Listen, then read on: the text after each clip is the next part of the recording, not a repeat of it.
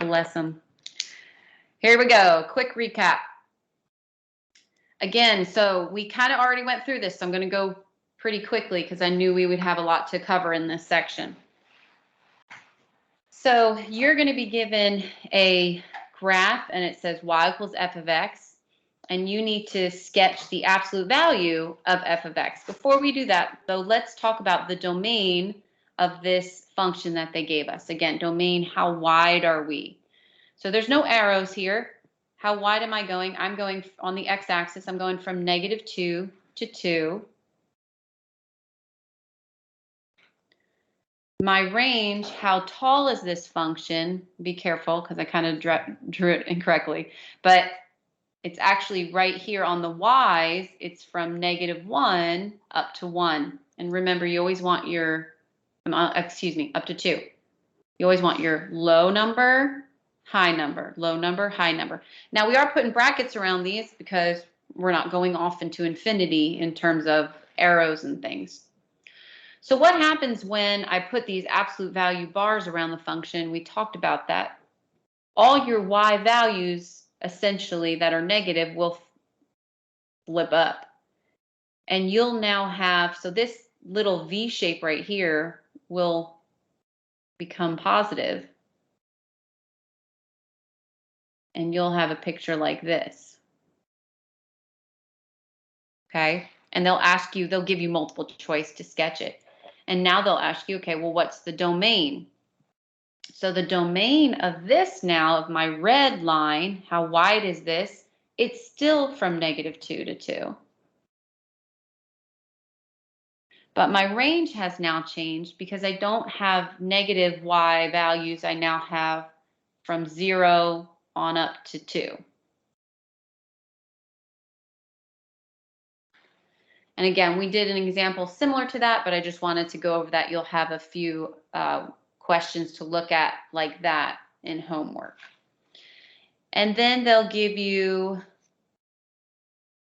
some y equals x plus 1 squared plus 2 and compare it to the absolute value of y equals x plus 1 squared plus 2. This is different than the other one that I showed you.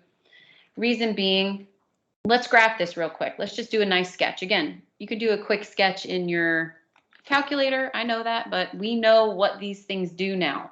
We know what this plus 2 does to the parent function of x squared. This moves it up 2. We know that this plus 1 makes my parabola now, I want to say goes right, but I do the opposite. It goes left 1. So when I go to sketch this, I know it's going to be up 2 and left 1. That's where the vertex of the parabola will be. So I know it's going to look like that. And then they're going to always ask you, I mean, this whole entire book asks you, what's domain, what's range? So how wide is this thing getting? Again, it's a parabola. Parabolas always go from -infinity to positive infinity for their domain, their x values. The range, well, it goes as low as 2, and then it goes on up to positive infinity. Now, what happens when I take the absolute value of this? Well, look closely. Is there any negative y values down here? No, I'm not needing to flip it up. If you remember the last one I did, it dipped below the x-axis, meaning I had some y values, so I had to bring them up. So if I take the absolute value of it, does anything truly change in this? No. My domain would still be -infinity to infinity. My range would still be the same because I don't have anything that's causing it to be negative on the y value. So you'll have a question similar to that. And again, like I said, I'm going fast through this because I know we went through this last class. And then, if you remember, we had I had shown you 3 cases of absolute values. Let me fix my camera here. You're going to come up with 3 cases where the absolute value equals 6 and you have to find the solution, where an absolute value is less than or equal to 6, or where an absolute value is greater than 6 for this one. We're going to go through just to remind you, and we wrote down what to write when we have that. So what I always do is I write it just like it is without the bars. So negative 2x plus 4 equals 6. Then I write it again, negative 2x plus 4 equals, and I change this sign to negative 6. And then I solve. So I get negative 2x equals 2. X is negative 1. Minus 4. Negative 2x equals negative 10. X is 5. Always a good thing to check these 2 points, plug it back in and see if it's true. So if I plug negative 1 in, negative 1 times negative 2 is 2. 2 plus 4 is 6. The absolute value of 6 is 6. Do the same with 5. Negative 2 times 5 is negative 10.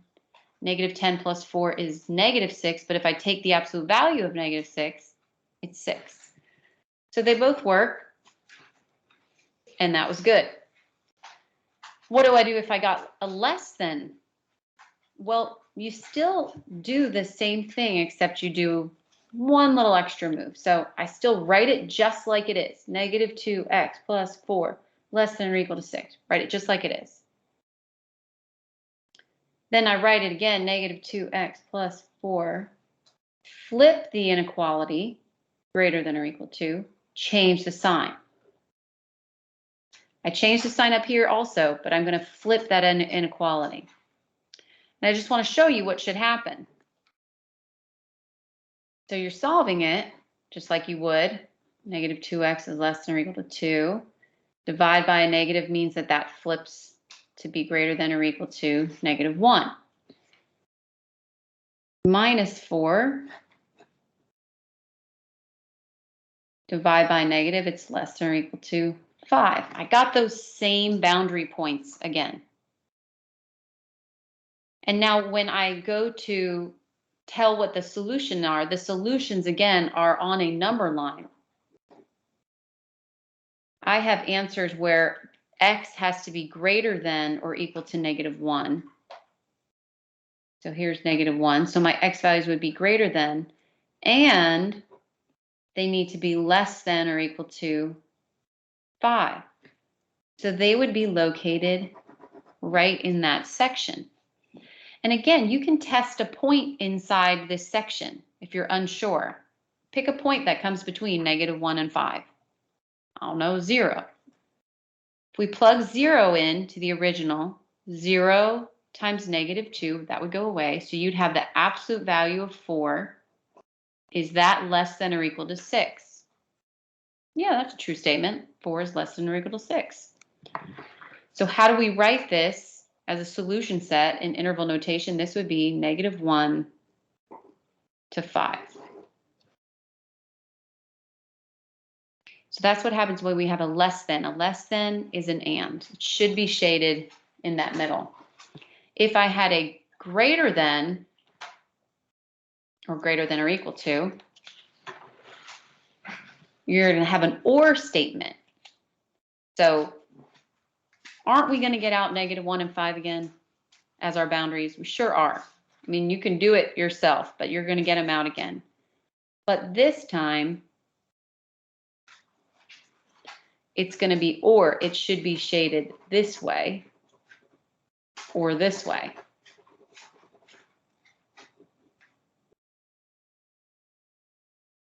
And again, I would just test some out. I would pick a number. You could pick a number in this section right here. Pick a number that comes after 5. Pick like 6 and plug it in for x.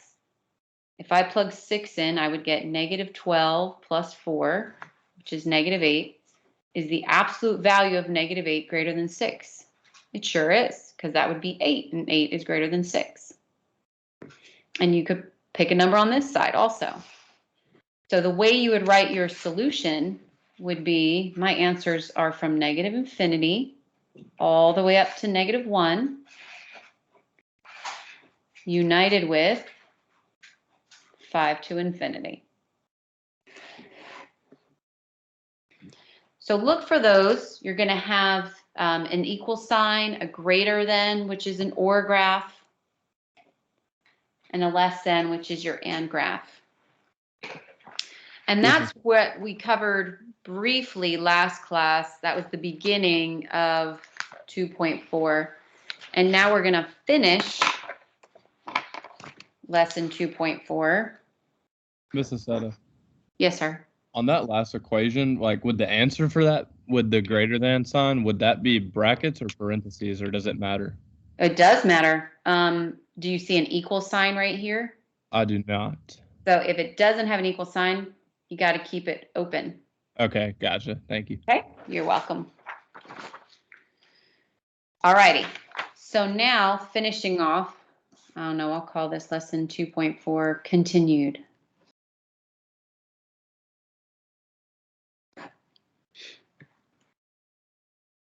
All right, so again, I kind of like to look through homework to show you the different sorts of examples that they'll give you. So I saw this one similar to it.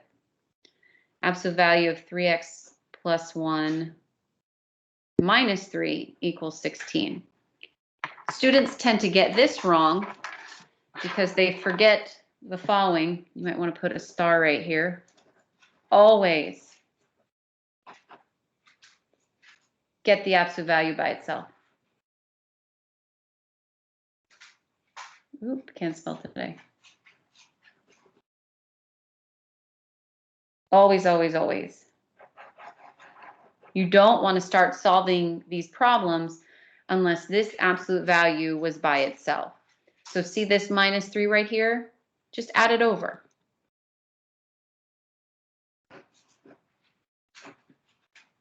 And so then we would have the absolute value of 3x plus 1 equals 19. And now we have to do what I just did before.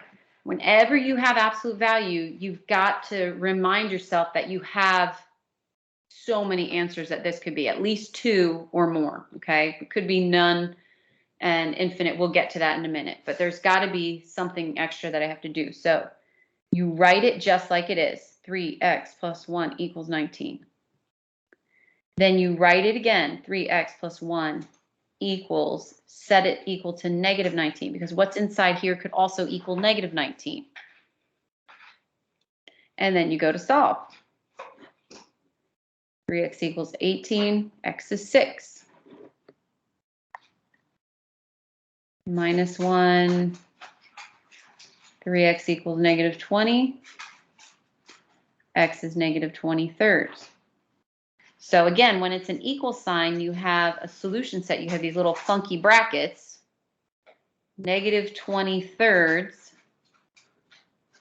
and 6 would be your 2 answers. And that's what they would make you put into my math lab. And always, always, always, if you're never sure, just check it. Plug it back in and see if it's true. See if it works out for you. But these two do work. All right, now there's some special cases that come up. And I'll be honest with you, I get messed up sometimes. I have to remind myself that these are possible. These special cases, there's 3 of them. And I'm going to write all 3 of them right here.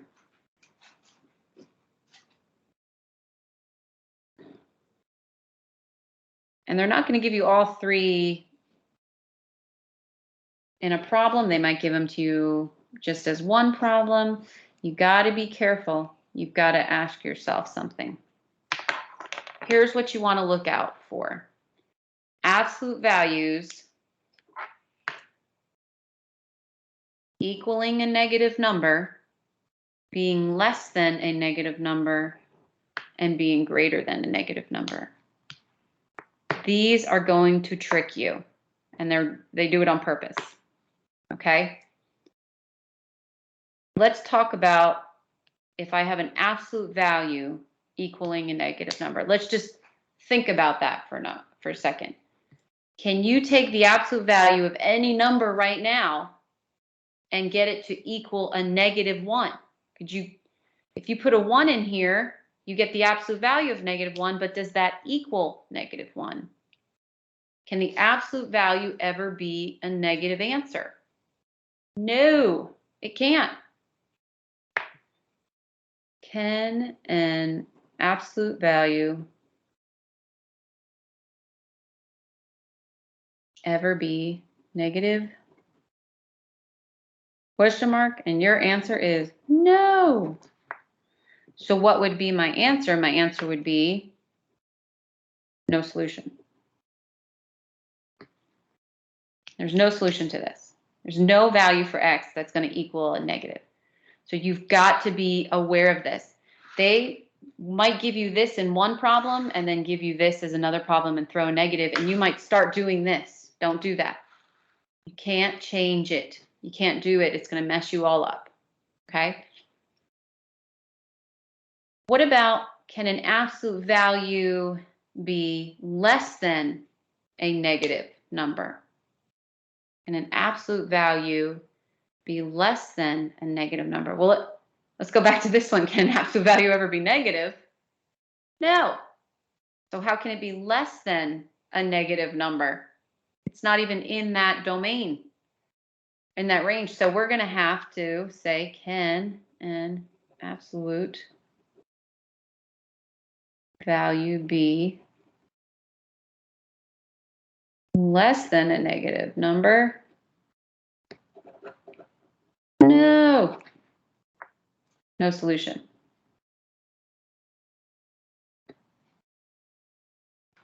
So look for these on the homework. It's going to happen and you're going to get it wrong and you're going to be like, oh man, it's negative. So you've got to be aware of that with the absolute values. Last one, absolute value being greater than -1. Well, if I picked 1 minus 2 is -1, but the absolute value is positive. If I picked 5, I'd get 3, which is greater than -1. What if I picked -100? -100 minus 2 is -102. The absolute value of -102 is +102. Can an absolute value be greater than a negative number? Always. It's always going to be greater than a negative number. So what is your answer here? -infinity to infinity. Those are 3 special cases that you need to be aware of that could happen. And again, you just got to remind yourself when you see absolute values in the back of your brain, just kind of think, there's something extra here I got to be aware of. Maybe it might be a negative. Maybe I haven't changed my direction. You have to do some extra steps here. So be careful of that. That will happen on tonight's homework. All right. Then they threw solving 2 absolute value expressions.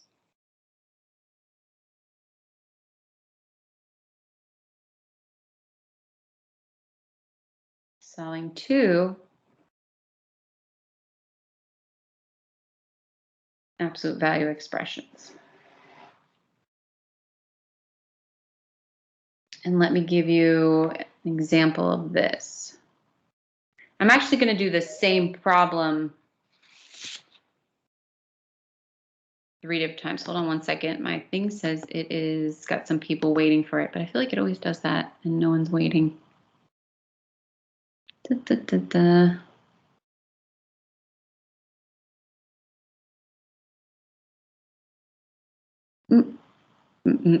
Everybody's good. Okay. So solving 2 absolute values, like I said, I'm going to do the same problem, but 3 different times, 3 different ways. So let's say you had the absolute value of x plus 6 is equal to the absolute value of 2x minus 3. So you have 2 absolute value expressions that you need to solve for. So when it's an equal sign, it's not as terrible as when it's an inequality sign. So I'm going to do what I did on the previous example, when I have an equal sign, I write it just like it is without the bars. So x plus 6 equals 2x minus 3. But then there's always another one. I'm going to write it just like it is. And I'm going to change this to an opposite. So I'm going to say it's the opposite of 2x minus 3. And then I'm going to solve for both of them. So let's get all of our x's to one side. Minus x, 6 equals x minus 3, and then add 3. So it looks like I got x is 9. And then over here, I'm going to distribute. So I'd get x plus 6 equals negative 2x plus 6 again. Oh, why did I do plus 6? My bad. Plus 3. My eye is tricking me. Then I would, let's see, let's add 2x to that side. So I get 3x plus 6 equals 3. Minus 6. 3x equals negative 3. X is negative 1. Now, I'm a firm believer if I'm unsure that I should check these. You can always check, and we'll learn about this more in the future for what's called extraneous roots, things that they're roots that come up extra. So I'm going to just check plugging. Well, let's start with 9. We'll plug 9 in for x. So if I plug 9 in, I would have the absolute value of 9 plus 6. Is that equal to 2 times 9 minus 3? And just check to see that it works. Let's see. The absolute value of 9 plus 6 is 15.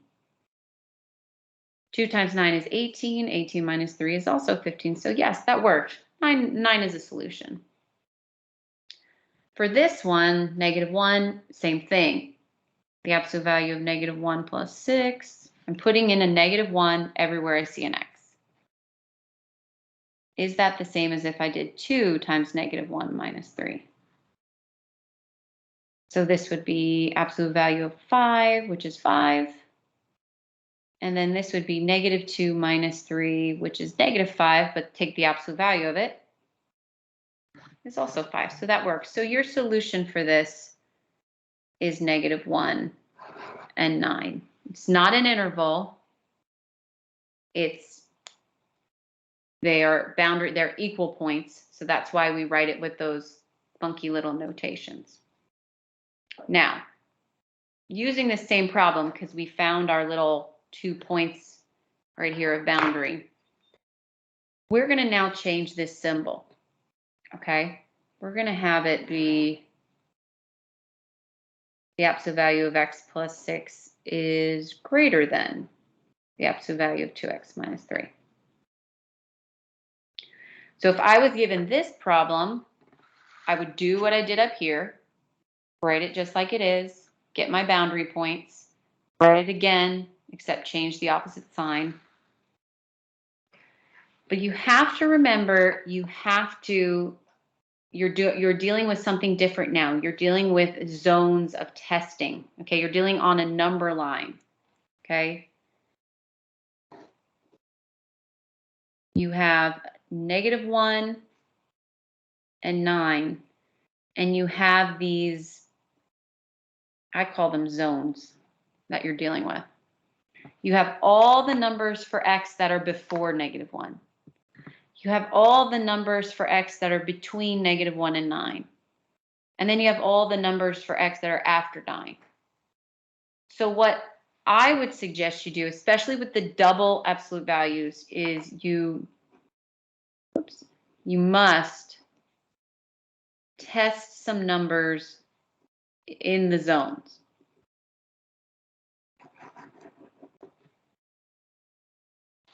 And so you can pick a point that comes before negative 1. You can pick a point that comes in between negative 1 and 9. You can pick a point that comes after 9. And we're going to test it into this original problem right here. So let's just pick a point that comes before -1. I don't know, let's pick -10. I like to go out there. So if I put -10 in for x, on this side, I would have -10 plus 6. Is that greater than 2 times -10 minus 3? So let's see, -10 plus 6 is -4. The absolute value of -4 is 4. Is that greater than 2 times -10 is -20. -20 minus 3 is -23, which is 23. Is 4 greater than 23? No, that's false. If you're false, you don't want to, your answers would not be in this region then. Okay? So that means my only other option, remember, this is either going to be an OR graph, which goes this way, like your thumbs. I know you can't see with my thumbs here. They go this way, or it's going to be shaded in between graph. So I'm going to test a number right in this zone, a number that's between -1 and 9. And I'll pick 0 because I like 0. So let's pick 0. So if I put 0 everywhere I see an x, I would have on this side the absolute value of 6. Is that greater than 0 times 2 is 0, so it's the absolute value of -3. So that's 6 greater than 3, because when you take the absolute value. Is that a true statement? It sure is. If it's true, then any answer I probably pick now, not I probably, but any answer I pick that's between -1 and 9 will work in that problem. So question, going back to what Ben had said, do brackets and parentheses matter? Yes, they do again. There's no equal sign here. So I know I'm going to have all the answers between -1 and 9. That would be my interval notation for that. And you can test this after here. You can pick another number that comes beyond 9. Pick like 10 again and test to see if you get a true statement there. And you'll see you wouldn't get a true statement at all. So that's how you, again, it's the thing about math is for most things, rules and algorithms work, but for some things you have to remember they get a little tricky. So it's actually good to use, picking points and plugging it in and see if it works. Same thing would happen if I change that symbol. And now this is where it always tricks with me because see, this was a greater than, so I expected it to be on both edges. But then I saw that it was 2 absolute values, so I was like, you know what? Let me test some zones here.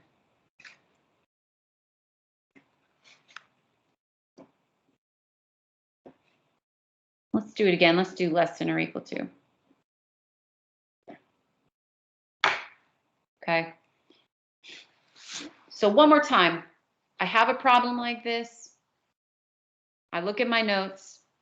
What would I do first? I would get those boundary points that I just did in number 1. I would write it just like it is, x plus 6. And you can ignore that for right now. Just put equals 2x minus 3, x plus 6 equals the opposite of 2x minus 3. And remember, we got our boundary points to be 9 and -1. So I go to my number line because we're dealing with inequalities. -1 and 9. And now I'm going to test the zones.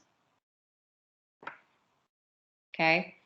And pick a point. I know some people were like, can I just pick the middle always? Because then if it's false, I know it's going to be this way and this way. I mean, try it. But I always just like to double check. I'm a teacher. It's what I do. I just do the whole process. So, but if I pick a number that comes before -1, if I pick, -10 again, I would get 4 on this side but now my symbol is less than or equal to, and I would get 23 on this side. Well, that's a true statement. So I know that I have all the answers that come before -1 would work right inside those two inequalities. And then you could pick 0 and you will find out that it will be a false statement. You'll get 6 less than or equal to 3. That's a false statement. And then you could pick another number like 10 and you will get a true statement on this side also. Now this has an equal sign, so that means I'm going to use brackets.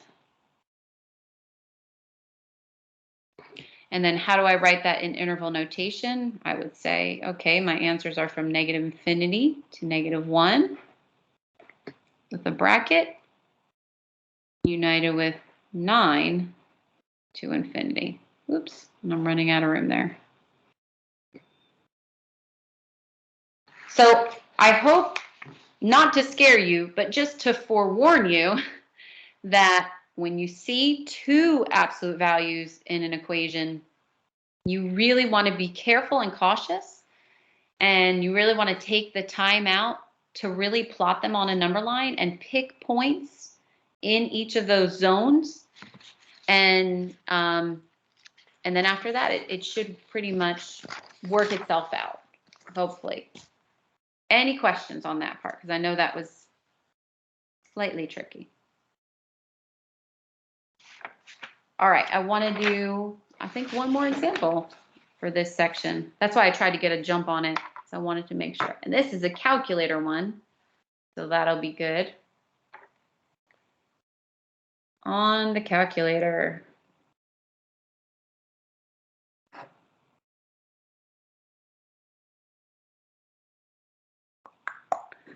You got the absolute value of x plus 5 plus x minus 3 equals 16.